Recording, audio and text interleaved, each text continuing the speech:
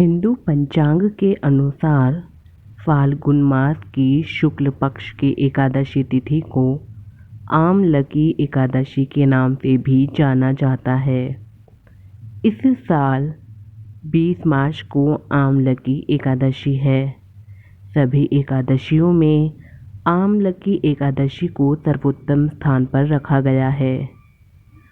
आमलकी एकादशी को कुछ लोग आंवला एकादशी या आंवली ग्यारस भी कहते हैं। इसे रंग भरी एकादशी के नाम से भी जाना जाता है। इस दिन व्रत रखा जाता है और साथ ही विष्णु भगवान की पूजा आंवले के पेड़ के साथ की जाती है। कहा जाता है कि आंवले का पेड़ भगवान विष्णु को अत्यंत प्रिय है। इस दिन पूजा के दौरान आमलकी एकादशी की व्रत कथा पढ़ने का भी विधान है। आइए चलते हैं आमलकी एकादशी की व्रत कथा के बारे में जानने। पौराणिक मान्यता के अनुसार वैदिश नाम का एक नगर था। उस नगर में ब्राह्मण, क्षत्रिय, वैश्य और शूद्र रहते थे। वहाँ रहने वाले सभी नगरवासी विष्णु भगवान के भक्त थे और वहाँ कोई भी नास्तिक नहीं था। उसके राजा का नाम था चैत्ररथ। राजा चैत्ररथ विद्वान थे और वह बहुत धार्मिक थे। उनके नगर में कोई भी व्यक्ति दरिद्र नहीं था। नगर में रहने वाला हर शख्स एकादशी का व्रत रखता था। एक बार फाल्गुन महीने में आमलकी एकादशी आई। सभी नगरवासी और राजा ने यह व्रत किया और मंदिर जाकर आंवले की पूजा की। वहीं पर रात्रि का जागरण भी किया।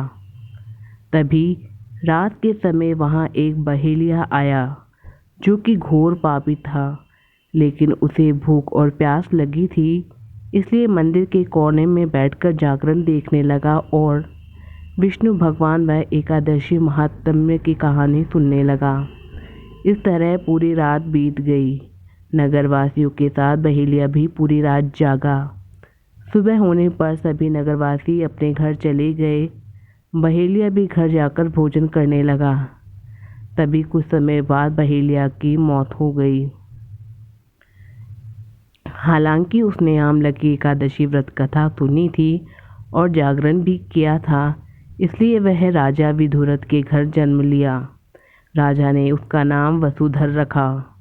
बड़ा होकर वह नगर का राजा बना। एक दिन वह शिकार पर निकला, लेकिन बीच में ही मार्ग भूल गया। रास्ता भूल जाने के कारण वह एक पेड़ के नीचे सो गया। थोड़ी देर बाद वही मलेच्छ आ गए और राजा को अकेला देखकर उसे मारने की योजना बनाने लगे। उन्होंने कहा कि इसी राजा के कारण उन्हें देश निकाला दिया गया, इसलिए इसे हमें मार देना चाहिए। इस बात से अनजान राजा सोता रहा। मलेच्छों ने राजा पर हथियार फेंकना शुरू कर दिया, लेकिन उनके शस्त्र राजा पर फूल बनकर गिरने लगे। कुछ देर बाद सभी मलेच्छ जमीन पर मृत पड़े थे। वहीं जब राजा की नींद खुली तो उन्होंने देखा कि कुछ लोग जमीन पर मृत पड़े हैं। राजा समझ गया कि वह सभी उसे मारने के लिए आए थे, लेकिन किसी ने उन्हें ही मौत की नींद सुला दिया। यह देखकर राजा ने कहा कि जंगल में ऐसा कौन है जिसने उनकी जान बचाई।